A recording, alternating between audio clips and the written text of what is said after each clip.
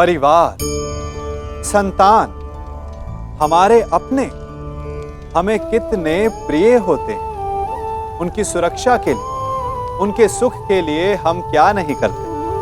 अपनी संतानों को सुसज्जित कोमल जूते देते हैं ताकि उनके पांव को चोट ना लगे, उनके मार्ग में कांटे ना चुभे, उन्हें पीड़ा का अनुभव ना हो।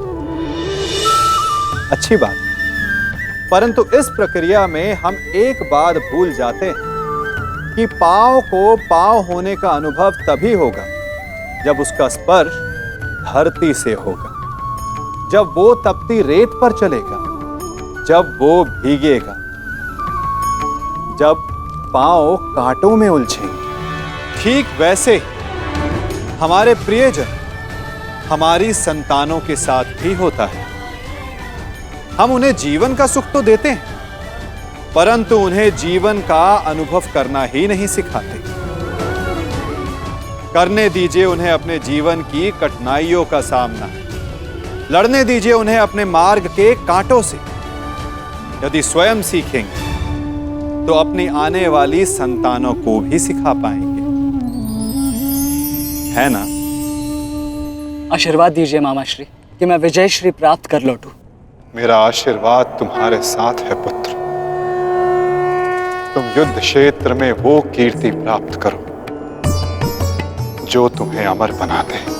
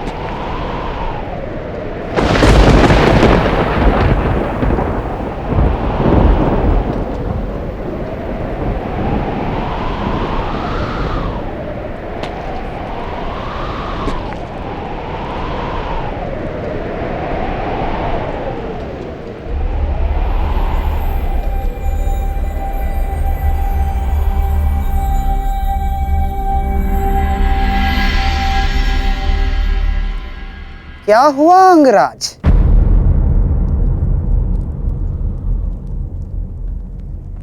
सूर्यदेव से आप ये प्रार्थना तो नहीं कर रहे हैं कि वो उदित ही ना हो? अर्जुन को दिया वचन आपको पूर्ण करना होगा अंगराज। सूर्यास्त का बहाना बनाकर कहीं आज भी शत्रु को जीवित छोड़ देने का मन तो नहीं बना लिया आपने?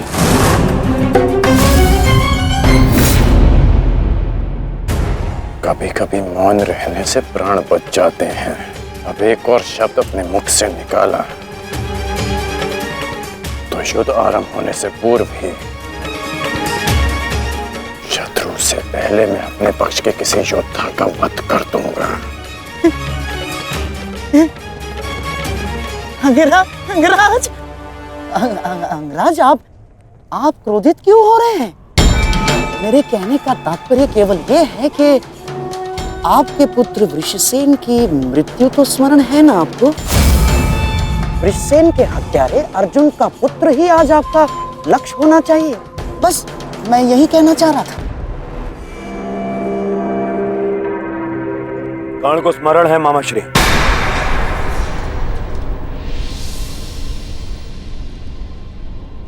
और मुझे भी।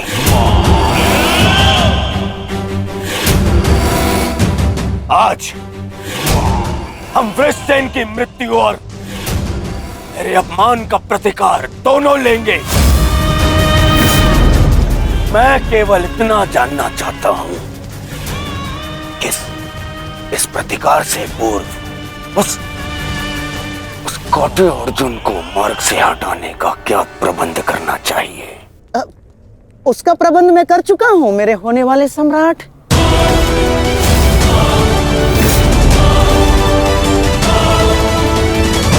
महाराज, त्रिगत नरेश सुशर्मा अवसर का लाभ उठाने के लिए एक विशाल सेना के साथ विराट पर आक्रमण करने जा रहे हैं। विराट नगर को सहायता की आवश्यकता है, शीघ्र कुछ कीजिए। मुझे शीघ्र ही विराट प्रस्थान करना होगा। किंतु महाराज, इतने कम समय में आपका विराट पहुंचना असंभव है। केवल वासुदेव में ही वो क्षमता है जो वायु गति से रथ चलाकर अर्जुन के साथ वहां पहुंचे। हमें आपकी सेना की आवश्यकता है और अर्जुन अकेला ही उन सब के लिए पर्याप्त है। किंतु अर्जुन की अधिक आवश्यकता यह रणभूमि में है। परंतु महाराज, आप वहां बहुत से परिवार, स्त्री और बालक संकट में। एक समय था जब विराट राज ने हमें अज्ञातवास में शरण दी थी। आज वो समय आ गया है कि हम उसका ऋण चुका सकें।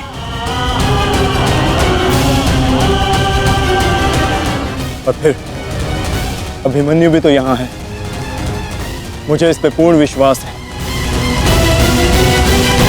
और मैं आपको विश्वास दिलाता हूँ पिताश्री कि युद्ध भूमि में आपकी कमी शत्रु को अनुभव नहीं होगी। जब आप सुशर्मा का नाश करेंगे तो आपके पुत्र की शौर्य की कीर्ति आपका स्वागत करेगी। चलिए माता, विराट की ओर प्रस्थान करें। जैसी रथी की इच्छा और जैसी महारथी की आकांक्षा।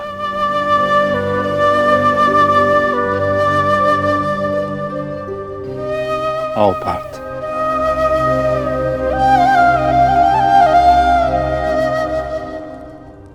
बधाई हो मेरे होने वाले सम्राट। अर्जुन रणभूमि छोड़कर विराट के लिए प्रस्थान कर चुका है।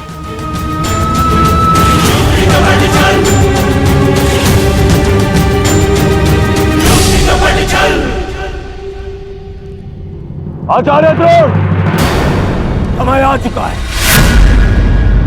हमारी सेना को अपनी योजना अनुसार सज्ज कीजिए। जिस प्रकार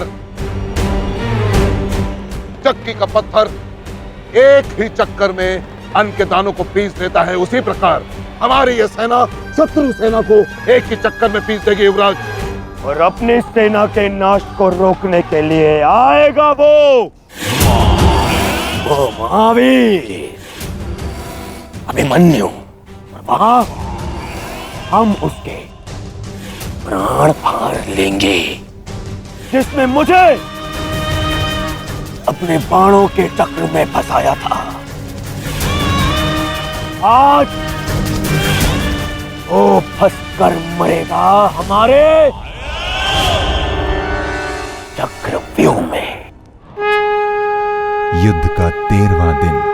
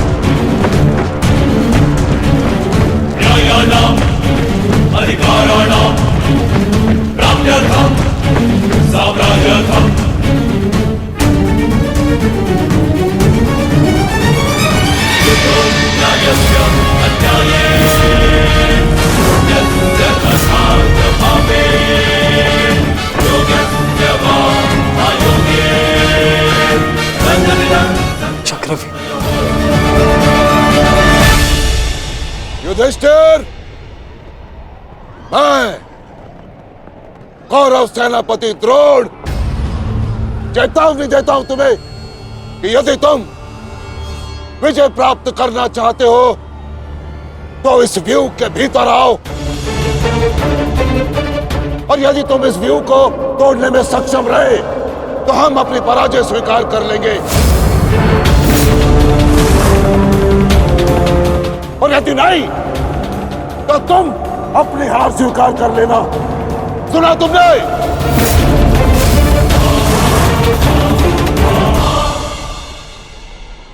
आचार्य द्रोण, हम अवश्य ही इस चक्रव्यूह को ध्वंस कर देंगे।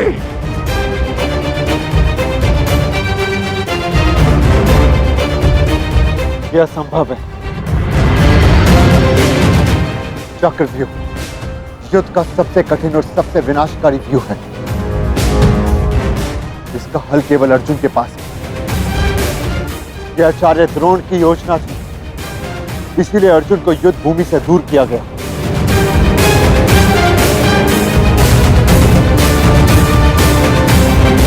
कोई तो मार्ग होगा। मार्ग है।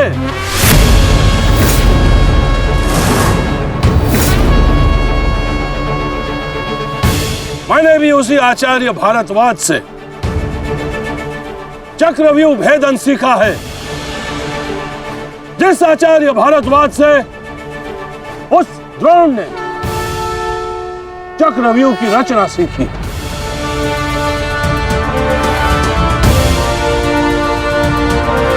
इस चक्रव्यूह का भेदन मैं करूंगा।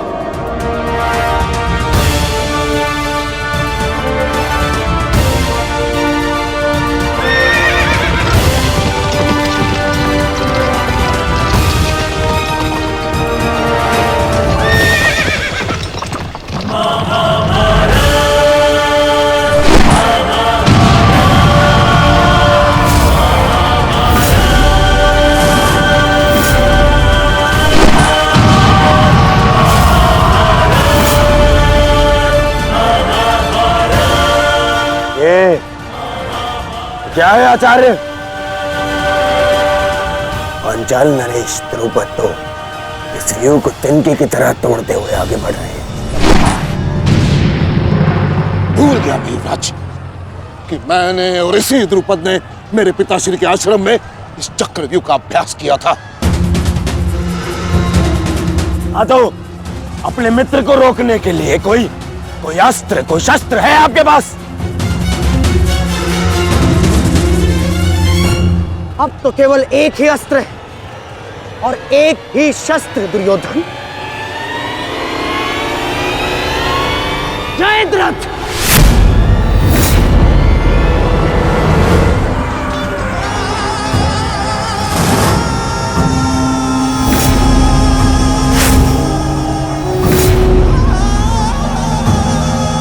जयद्रथ, कदाचित द्रौपदी के पतियों द्वारा किया गया अपमान भूल गए हो तुम, इसीलिए द्रौपदी के पिता के समक्ष उपस्थित हुए हो। आज द्रौपदी के पति हो या उसके पुत्र, कोई मुझे नहीं रोक सकता।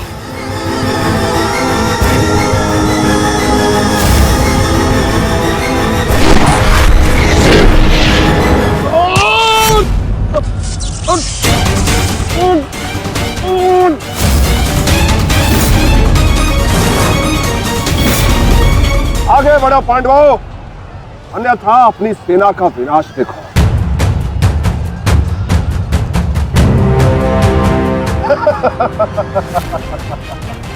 शेष पिताश्री, मुझे आज्ञा दीजिए।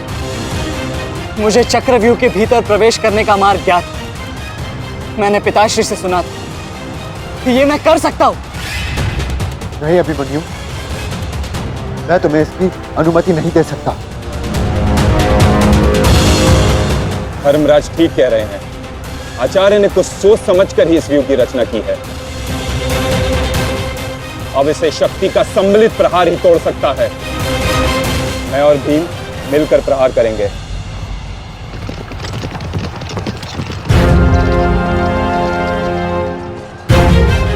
देखिए ने मामा श्री,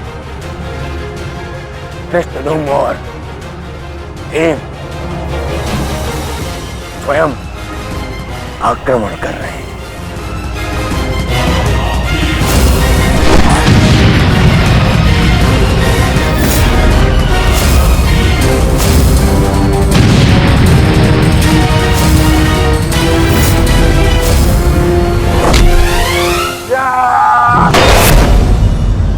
आज इनके हर एक प्रहार का उत्तर है जयद्रथ।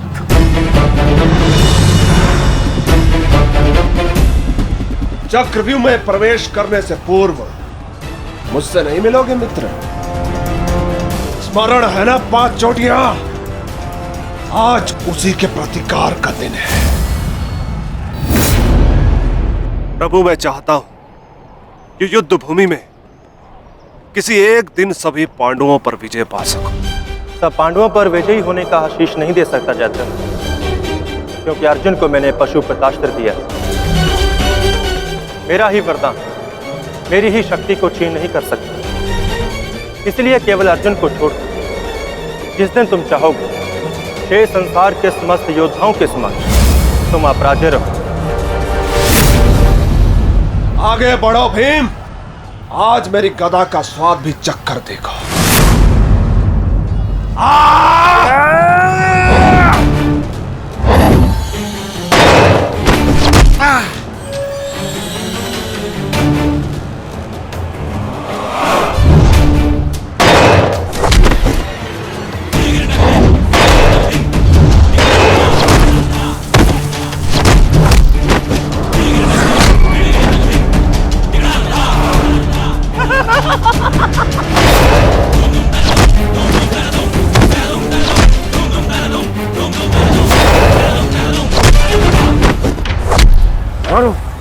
मारो से।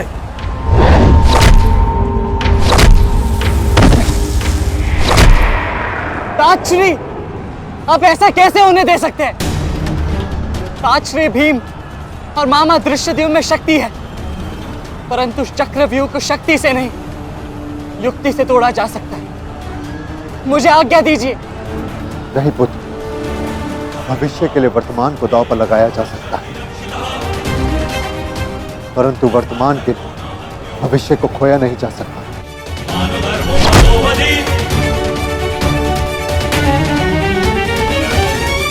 ताजश्री भीम और मामा दृश्यद्युम्न में शक्ति है, परंतु चक्रव्यूह को शक्ति से नहीं युक्ति से तोड़ा जा सकता है। मुझे आज्ञा दीजिए। नहीं पुत्र, भविष्य के लिए वर्तमान को दांव पर लगाया जा सकता है, परंतु वर्तमान के लिए भविष्य को खोया नहीं जा सकता। एक दांव लगाने के दोष के कारण मैं आज इस महायुद्ध में खड़ा हूं। मैं दूसरा दांव नहीं लगा सकता अभिमन्यु। परंतु आज यदि चक्रव्यूह को तोड़ा ना गया तो हम ना केवल हार जाएंगे, बल्कि मेरे पिताश्री का सर भी झुक जाएगा। आपने वो दांव लगाकर सर झुकाया था और मैं ये दांव खेलूंगा अपने पिताश्री का सर ऊंचा रखने के लिए।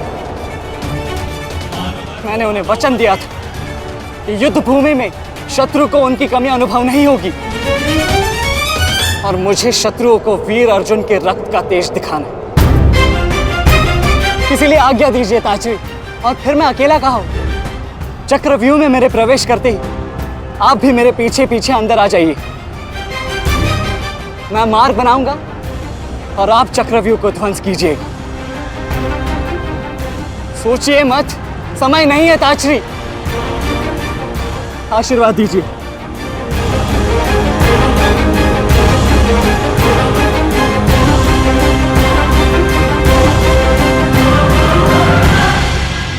ठीक है पुत्र, किंतु सतर्क रहना। हम तुम्हारे पीछे ही रहेंगे। आगे बढ़ो।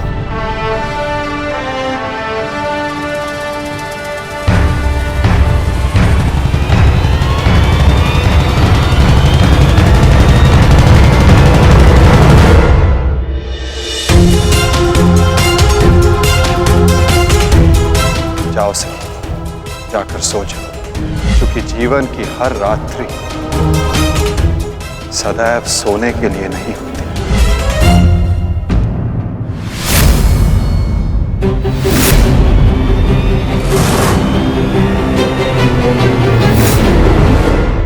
मेरी सुरक्षा के लिए माता यज्ञसेनी का आशीर्वाद है मेरे साथ, और जब तक ये मेरे साथ है मुझे कुछ नहीं हो सकता।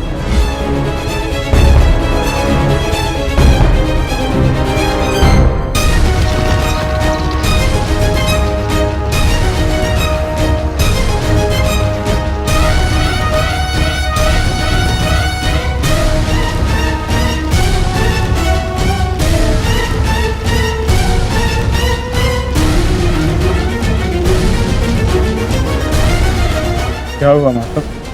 आप रुक क्यों गए? चूंकि समय नहीं रुकता पार्थ, परंतु मानव को 2 पल रुकने का अधिकार है।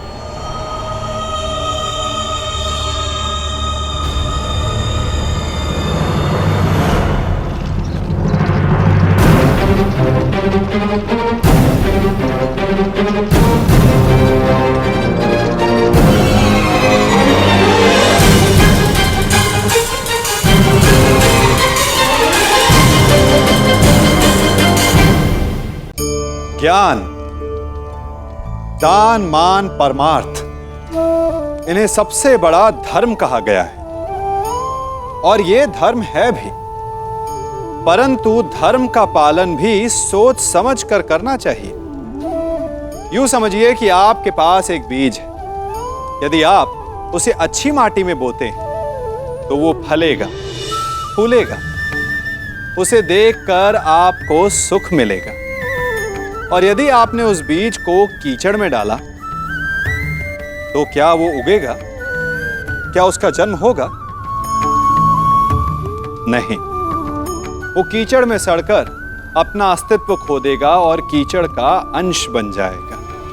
और यही नियति ज्ञान, मान, दान और उपकार की भी होती है। सुपुत्र को दिया गया ज्ञान, उस पर किया गया उपकार फलेगा, आपको सुख देगा, अपनी श्रृंखला बनाएगा। और कुपुत्र को दिया गया ज्ञान, उस पर किया गया उपकार कीचड़ में डाले गए बीज के समान है, जो अपना अस्तित्व खो देगा।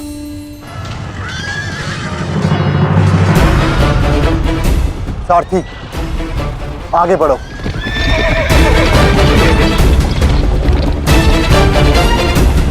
अभिमन्यु के द्वार तोड़ते ही हमें उसमें प्रवेश करना है। अभिमन्यु को दृष्टि में रखना, उसकी रक्षा करना हमारा कर्तव्य है।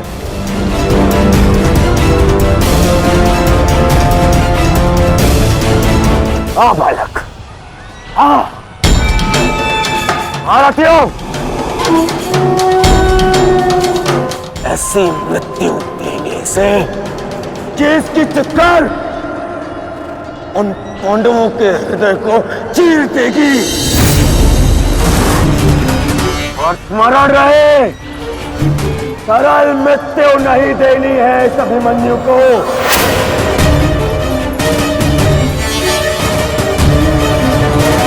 नहीं देनी है ऐसे सरल मृत्यु।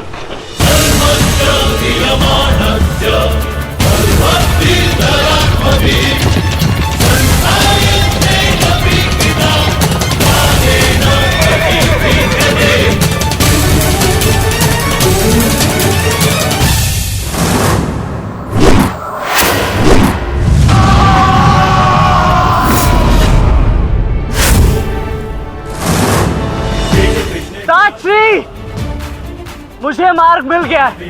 इससे पहले कि द्वार बंद हो जाए, आप शीघ्र ही मेरे पीछे आइए। सारथी, शीघ्रता करो। शीघ्रता करो सारथी, शीघ्रता।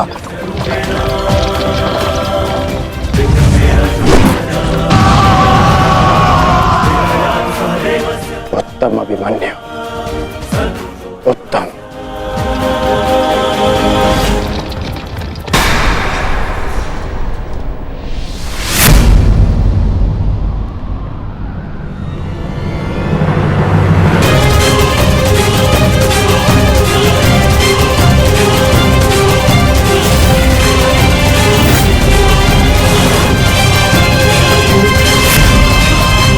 एक बार तुम्हें क्षमा कर दिया था, किंतु अब नहीं।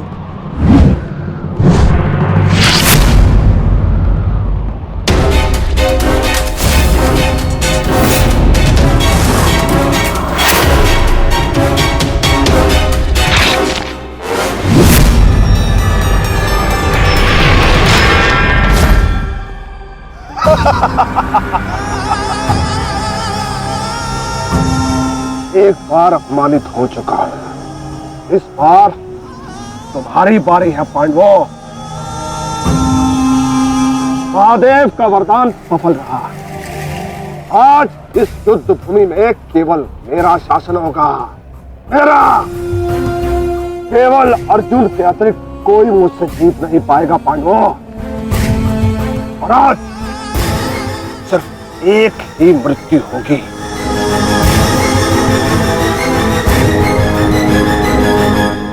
अभिमन्यु की।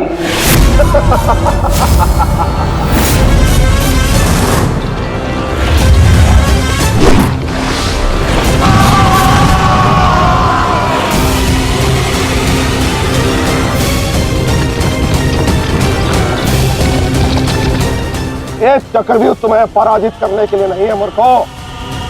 ये तो उस अपमान का प्रतिकार था जो कल अभिमन्यु ने युवराज दुर्योधन के साथ किया था। उसने दुर्योधन का मान हरण किया था और आज वो उसके प्राण हरण करेगा।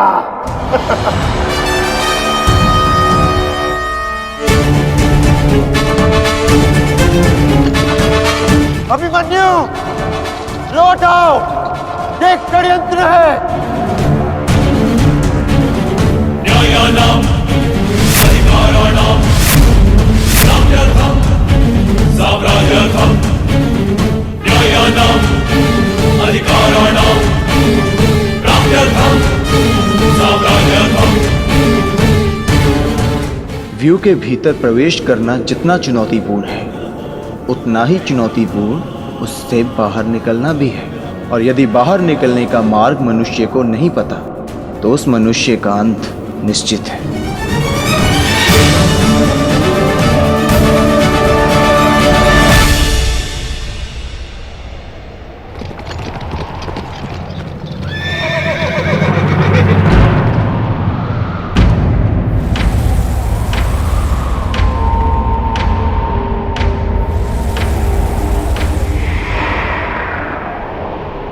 आगे बढ़िए माधव, शत्रु समक्ष है।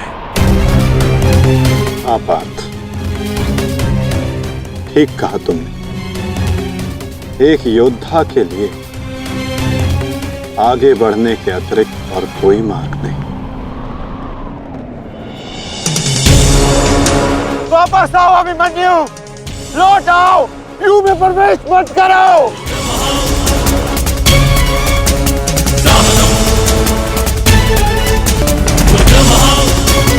मेरे लिए अब लौटना संभव नहीं था श्री। यदि हमने इस चक्रव्यूह को नहीं तोड़ा तो हम ये युद्ध हार जाएंगे, और मेरे रहते ये संभव नहीं। समझने का प्रयत्न करो पुत्र, ये सब तुम्हें घेर कर तुम्हारे प्राण लेना चाहते हैं। लौट आओ अभिमन्यु, लौट आओ। एक योद्धा मृत्यु के भय से पीछे नहीं हटता था श्री। वो आगे बढ़कर मृत्यु का वरण करता है, और आज मृत्यु को भी अर्जुन पुत्र के बाणों का तेज सहना होगा।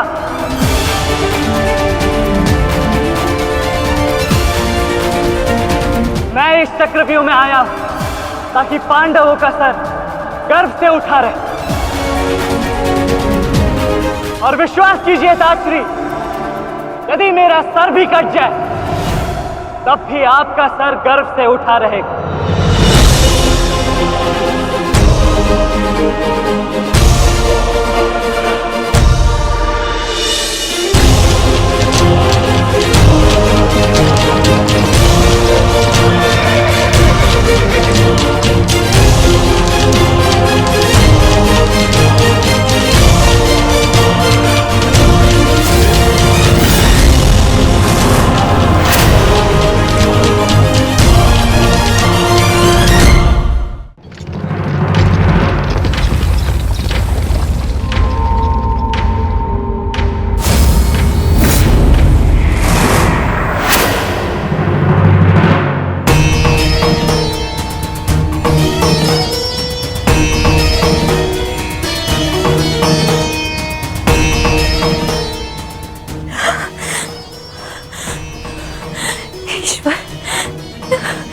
ईश्वर मेरे पुत्र की रक्षा करना।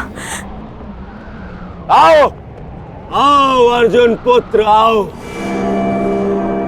तुम्हारा अपने इस मृत्यु व्यू में स्वागत है।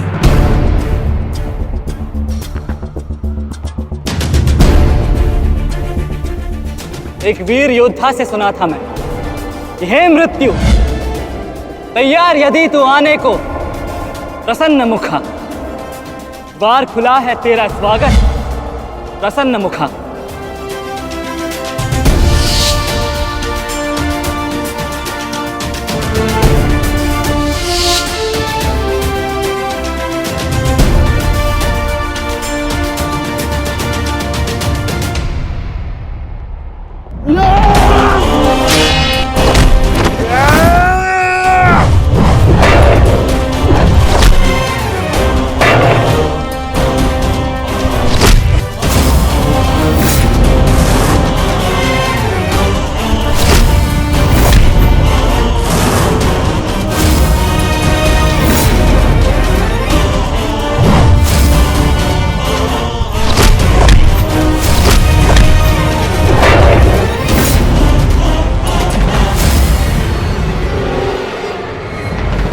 चाहूं तो तुम्हारा और बाकी तीनों पांडवों का इसी क्षण अंत कर सकता हूं मैं, किंतु उसके साथ उस पीड़ा का भी तो अंत हो जाएगा जो अभिमन्यु को पल पल मरते देख तुम्हें होगी।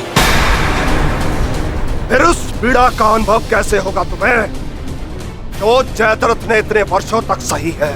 अभी तो वो दृश्य देखना शेष है जिसे देखकर तुम स्वयं मुझसे अपनी मृत्यु की भीख मांगोगे। तुम्हारे सामने तुम्हारे कलेजे के टुकड़े टुकड़े होंगे और तुम कुछ नहीं कर पाओगे, कुछ नहीं। क्या हुआ? इतने महारथी को देख के भयभीत हो गए? क्यों? नहीं काका श्री, अपितु ये तो सम्मान की बात है कि एक साथ इतने सारे योद्धा मुझसे द्वंद्व करने की प्रतीक्षा कर रहे हैं। अच्छा, सच में महान धनुर्धर अर्जुन के पुत्र और महानतम योद्धा वासुदेव कृष्ण के भांजे का स्वागत ऐसा ही होना चाहिए। प्रणाम स्वीकार करे आदरणीयों।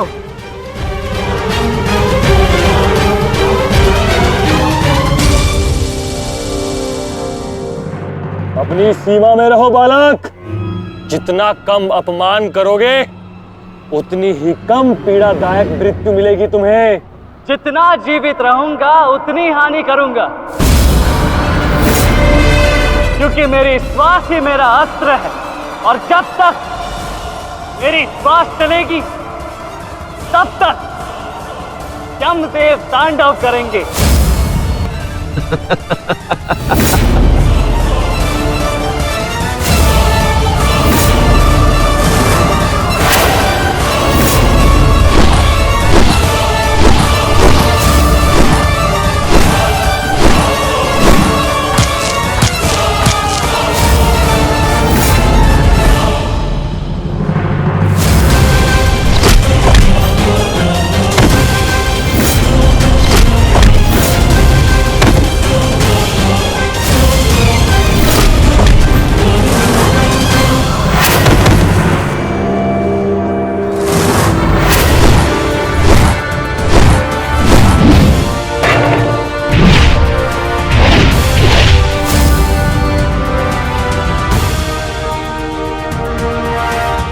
कुछ स्मरण हुआ काका श्री?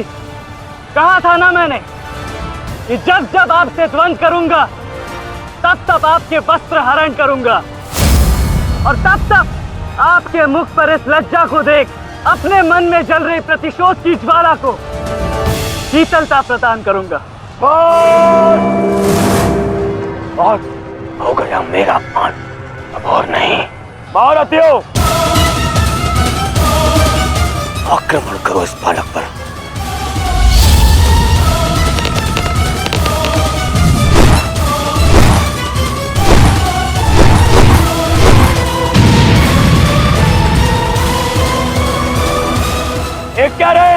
अपने धर्म का पालन कीजिए, मेरा प्रतिशोध लीजिए, आक्रमण कीजिए आचार्य।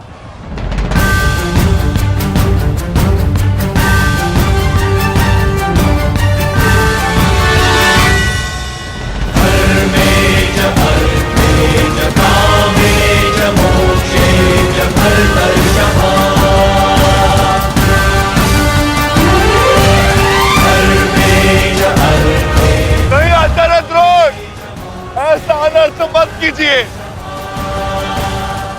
ऐसे अधर्म में आप कैसे सम्मिलित हो सकते हो?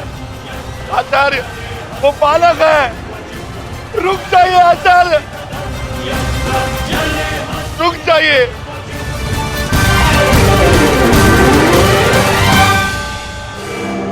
अपना दिया वचन स्मरण है ना पिताश्री? इस बालक की शक्ति इस रथ में है, तो इसे सुरक्षित की हुई है। आचार्य, इस बालक को रथ विहीन कीजिए।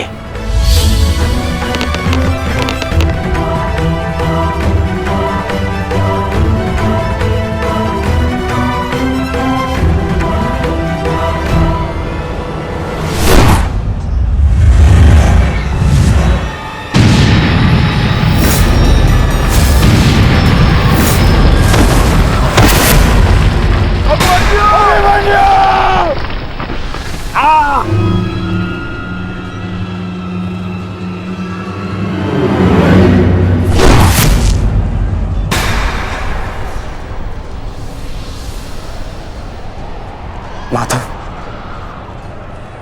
मुझे कई बार चोट लगी, परंतु इस चोट की पीड़ा का भान मेरे मन को विचलित कर रहा है। कहीं ये कोई संकेत तो नहीं?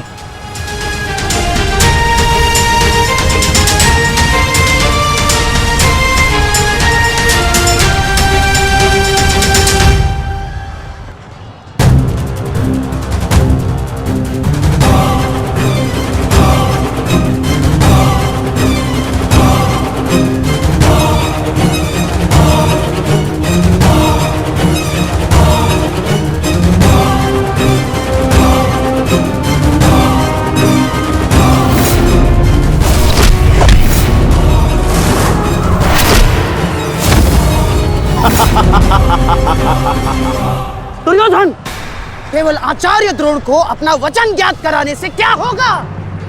इतने अपमान के पश्चात भी अंगराज कर्ण तो जो के त्यों खड़े हैं। क्या इनका इस युद्ध के प्रति कोई कर्तव्य नहीं? मैं केवल नियम का पालन कर रहा हूं गांधार नरेश। नियम और नीति कहती है कि एक योद्धा के साथ केवल एक ही योद्धा युद्ध कर सकता है, और तुरंत के लिए अभिमन्यु युद्ध के लिए किसको चुनेगा वो उसका अधिकार है। मित्र, ये विकल्प लेने का समय नहीं है, अंत करो इसका। नहीं मित्र, हमें इस युद्ध जीतने के लिए अनीति का सहारा लेने की आवश्यकता नहीं है। नीति सिखाते सिखाते प्रपितामह शरशैया पर चले गए। यदि इन्हें नीति का ज्ञान होता तो आज ये युद्ध संभव ही ना होता। अभिमन्यु, तुम्हें विकल्प चुनना होगा।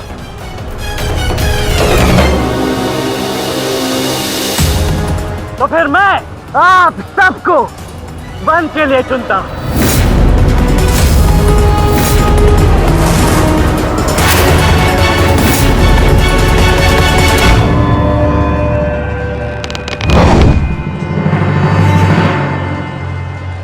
देख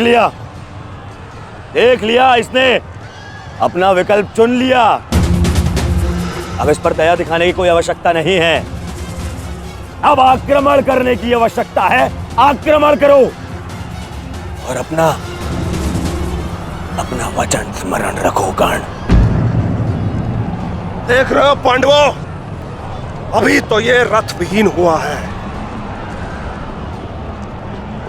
फिर निशस्त्र होगा और फिर प्राणहीन।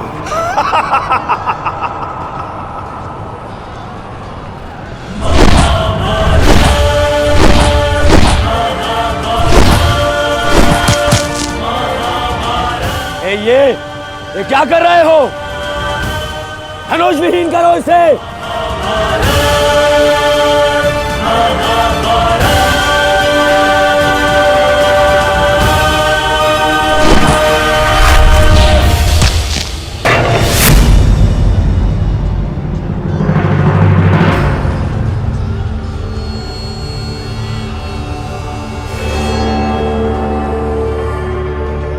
ठहरो मत,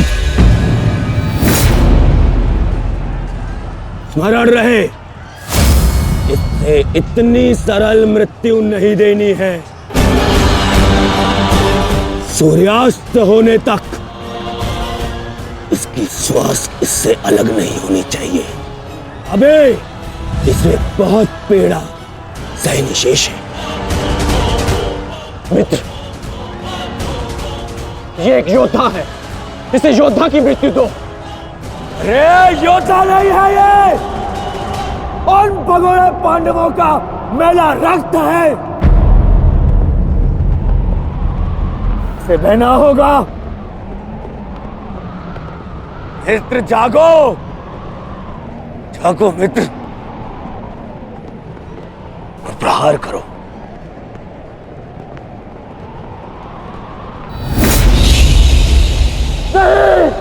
नहीं अंगराज, ऐसा मत करो, यह अधर्म है। अधर्म? अंगराज!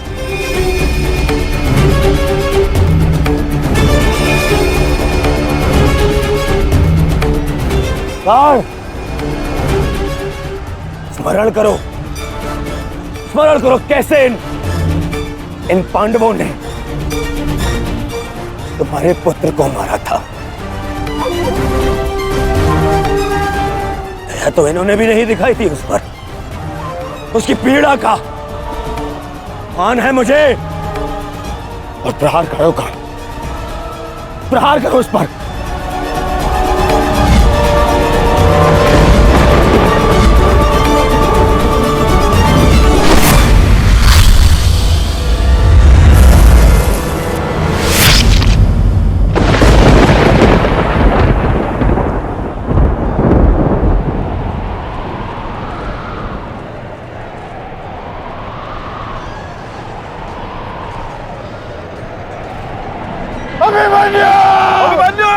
पुत्र!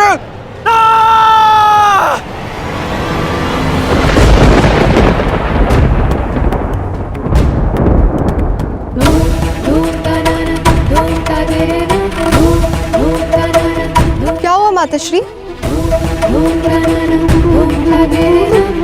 उत्तरा बस ऐसे ही। एक बात कहूँ माताश्री, आज मन कुछ विचलित सा हो रहा है। आज से पहले ऐसा कभी नहीं हुआ। अरे तो रोज ही युद्ध पे जाते हैं, परंतु आज कुछ विचित्र सा अनुभव हो रहा है। चिंता करने की कोई आवश्यकता नहीं है उत्तरा।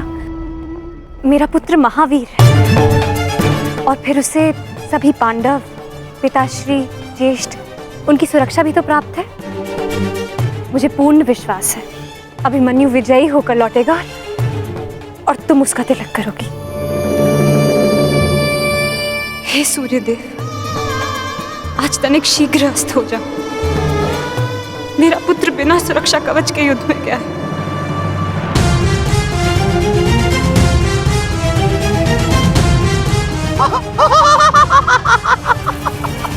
बालक, तुम्हें सबके साथ ही युद्ध करना था ना? करो, करो युद्ध।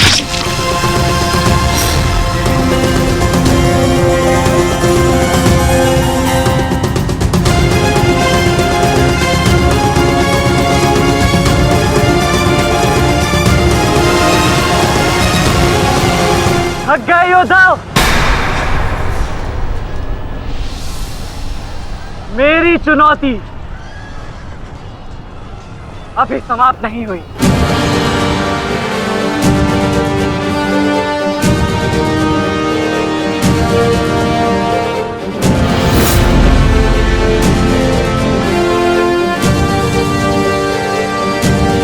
जा द्रोण, देख क्या रहे? प्रहार कीजिए इस पर।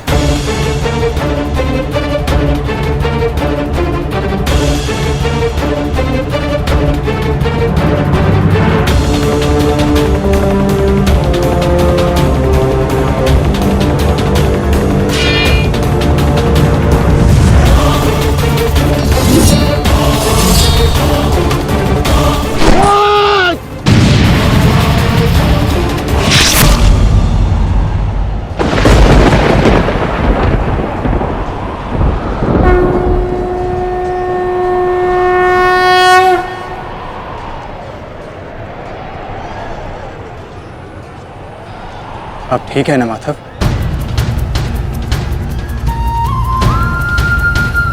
आपको कोई क्षति तो नहीं पहुंची? युद्ध में तो क्षति पहुंचती ही है पार्थ, किंतु इस पीड़ा को सहना एक योद्धा का कर्म और धर्म होता है। समय की मार को तो स्वयं ईश्वर भी नहीं टाल सकते। त्रिगर्ता सेना का नाश करो पार्थ।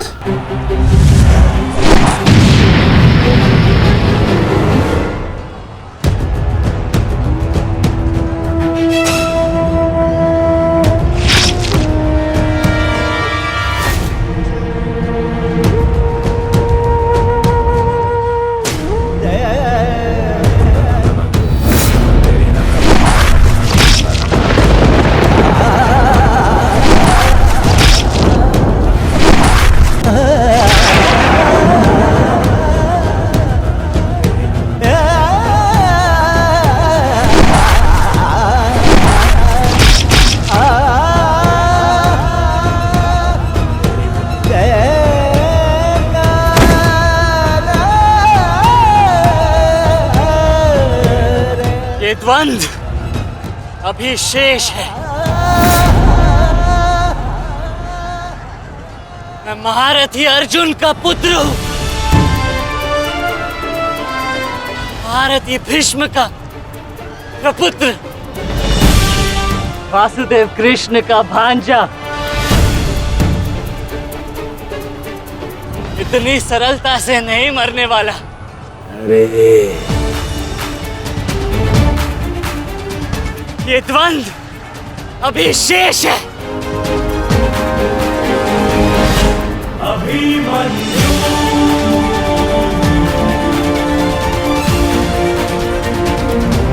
अभिमन्यु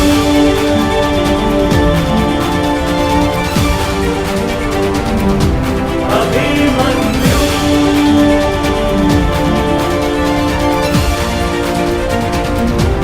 अभिमन्यु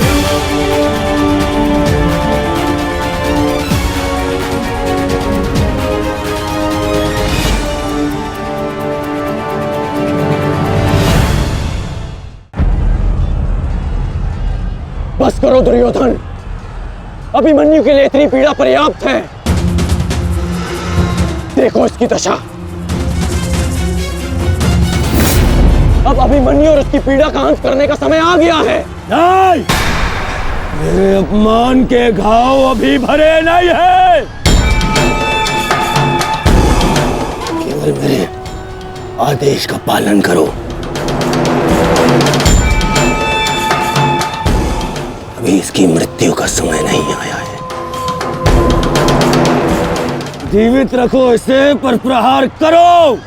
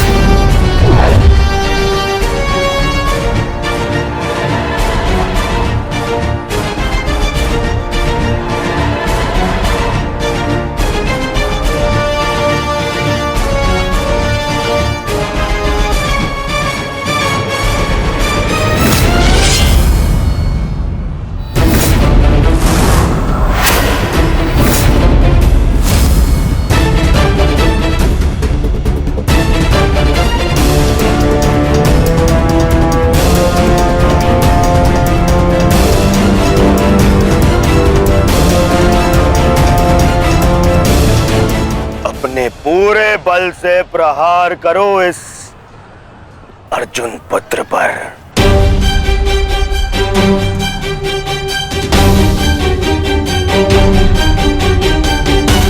और स्मरण रहे,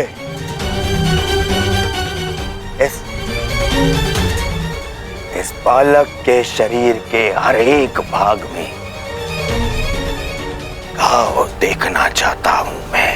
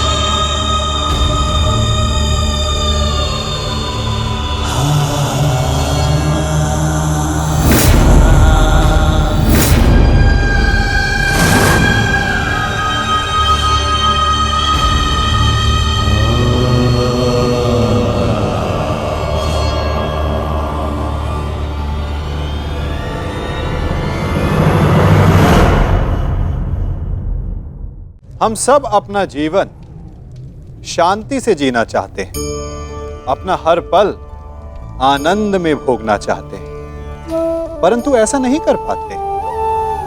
कारण क्या कारण है इस समस्या का? क्या हमारे शत्रु इसका कारण है, या हमारे उत्तरदायित्व, या फिर समय की कमी? नहीं, कारण है हमारा भय। ये भय कि कोई क्या कहेगा, हमारे विषय में कोई क्या सोचेगा, है ना? हम स्वयं जीते हैं, स्वयं मरते हैं, तो फिर जीते समय संसार की चिंता क्यों करते हैं? हाँ, संसार का अहित ना करें, ये बात अवश्य ध्यान में रखने योग्य है। परंतु संसार के सोच की चिंता करके स्वयं का जीवन नष्ट कर, ये कहां तक सही? जब आप आनंद में नाचें तो ऐसे नाचें कि जैसे आपको कोई देख ही नहीं रहा है। जब आप गाएं तो ऐसे गाएं कि आपको कोई नहीं सुन रहा। स्वयं को संसार समझें और इस धरा को स्वर्ग समझें। यदि अपने जीवन में आप 4 पल भी ऐसे जी पाएं तो आपका जीवन सफल हो जाएगा।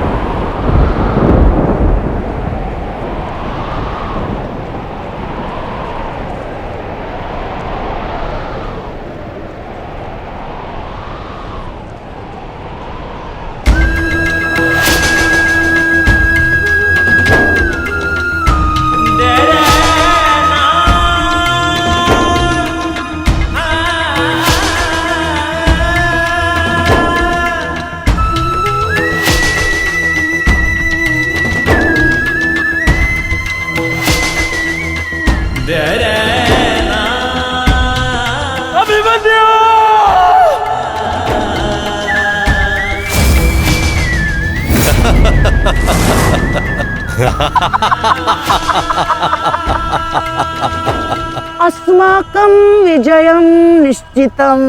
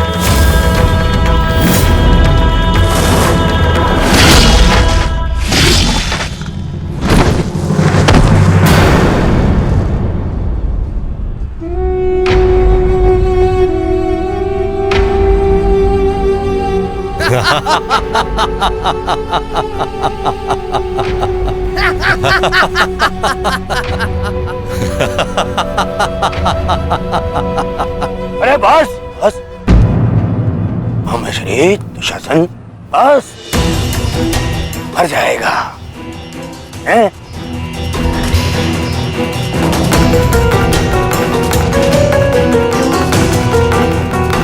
क्यों? इस बात की प्रतीक्षा है?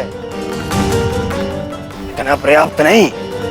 चल एक मांग मुझसे, मैं तुझे मृत्यु दूंगा भीख में। आजा, मांग भीख। बड़ों के समक्ष हाथ भीख के लिए नहीं, आशीर्वाद के लिए बढ़ाते हैं काका श्री।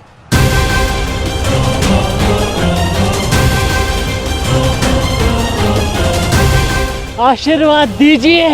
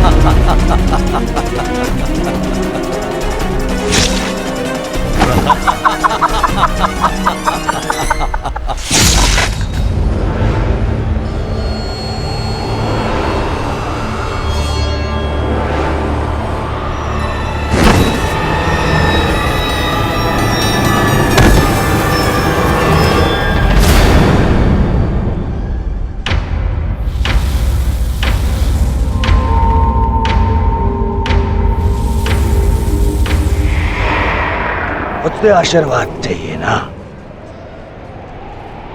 तो ठीक है।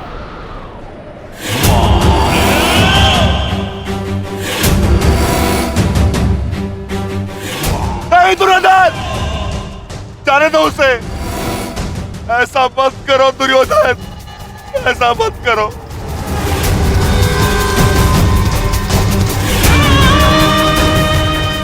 चाहिए तो उसके स्थान पर इस रिकोदर भीम के प्राण हर लो, पर मेरे पुत्र अभिमन्यु को जाने दो। क्यों? मेरी पीड़ा भूल गए? तुमने दिखाई थी दया मेरे भ्राताओं पर, किंतु मैं तुम पांडवों के भांति निर्दयी नहीं हूं। ठीक, तुम्हारी विनती स्वीकार कर लेता हूं।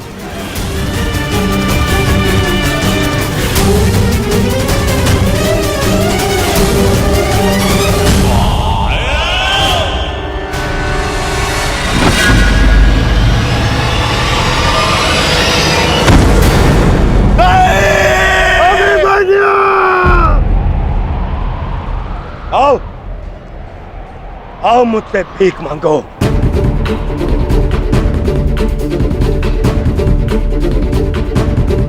आओ बालक, आजा। आ मैं तुझे मृत्यु भीख में देता हूं। आ भीख मांग, आजा। हाँ,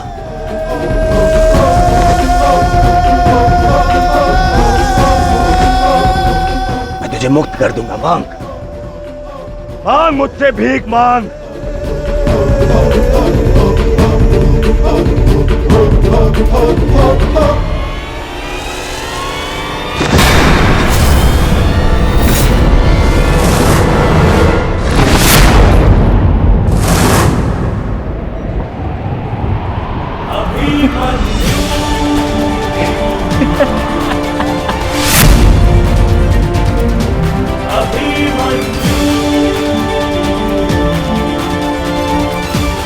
कहा था ना मैंने काकाश्री, जब जब मिलूंगा वस्त्रहरण करूंगा।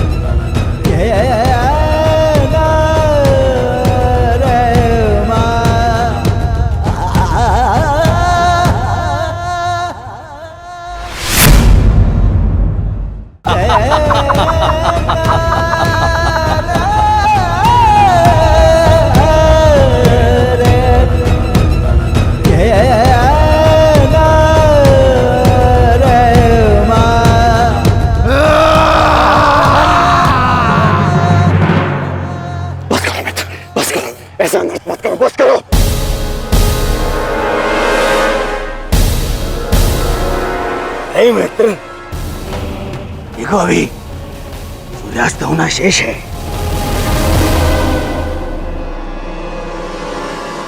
और अभी इसे और पीड़ा भी देना शेष है, अभी नहीं।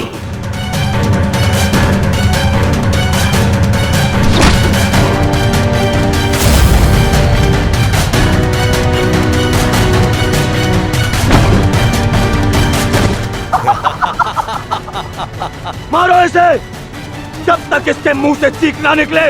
मारो, मुझे इसकी चीख सुनाई देनी चाहिए। मारो।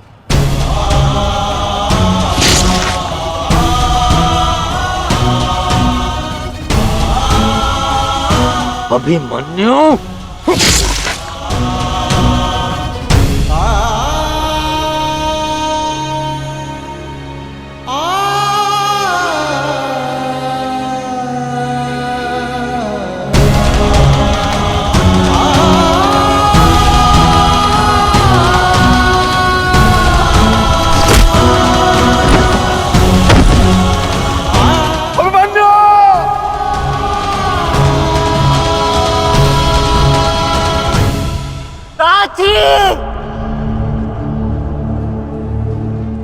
माता से कहना कृष्ण कि उनके अपमान का प्रतिकार अंत तक लिया उनके पुत्र ने। पांडवेषु च ये गुणाः। पिताश्री से कहना कि मैंने शत्रु को उनकी कमी अनुभव नहीं होने दी।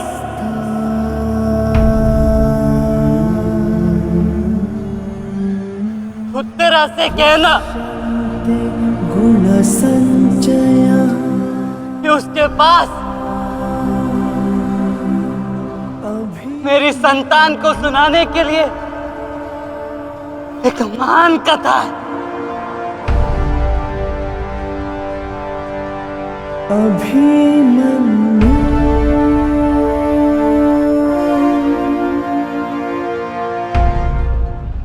उत्तरा, क्या हुआ पुत्री? पता नहीं माता, मैंने आपको कहा था ना, आज सुबह से ही मन बहुत विचलित हो रहा है। मैं पुत्री, अरे कोई वैद्य को बुलाओ। आओ, ऐसा था।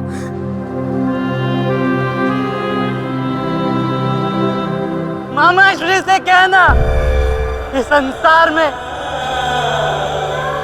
उनके चक्र का सामना कोई नहीं कर सकता।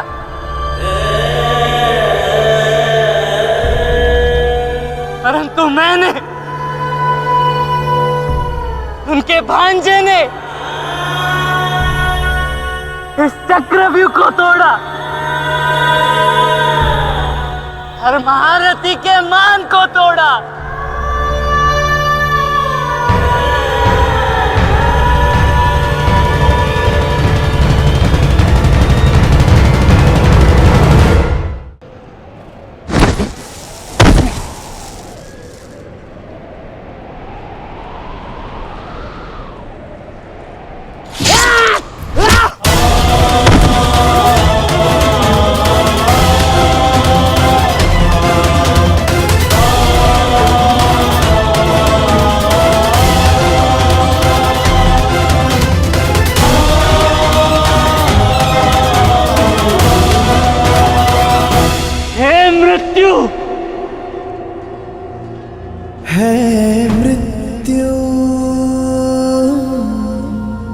तैयार यदि तू आने को, यदि तू आने को प्रसन्न मुख आ, प्रसन्न मुख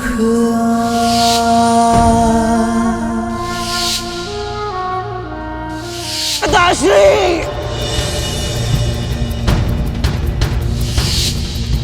द्वार खुला है तेरा स्वागत, वीर खड़ा द्वारे अभयागत।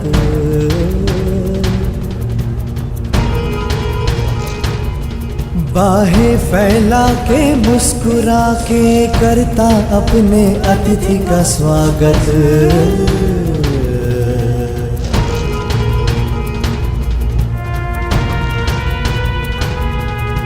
चिर निद्रा का दे के भर तू कर अपने अतिथि का स्वागत। कर अपने अतिथि का स्वागत।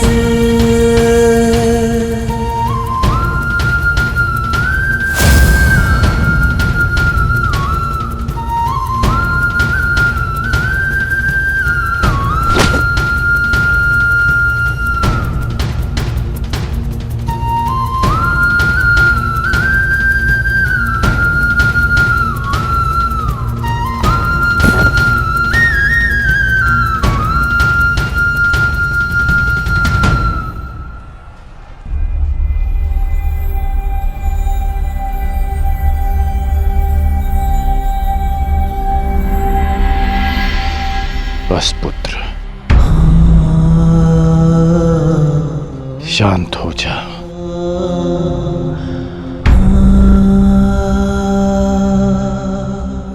विश्व के सर्वश्रेष्ठ योद्धा की पदवी ना मुझे मिलेगी और ना ही अर्जुन को।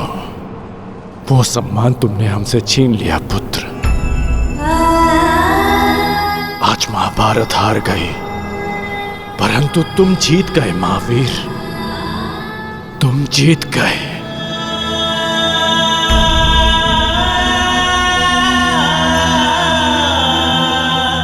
मुझे गर्व है कि मुझे तुम जैसे शूरवीर योद्धा के साथ द्वंद्व करने का अवसर मिला। समय आ गया है, अब मुक्त हो जाओ पुत्र।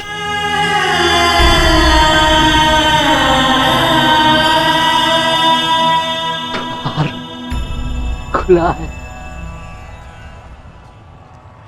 तेरा स्वागत। प्रसन्न मुख आ।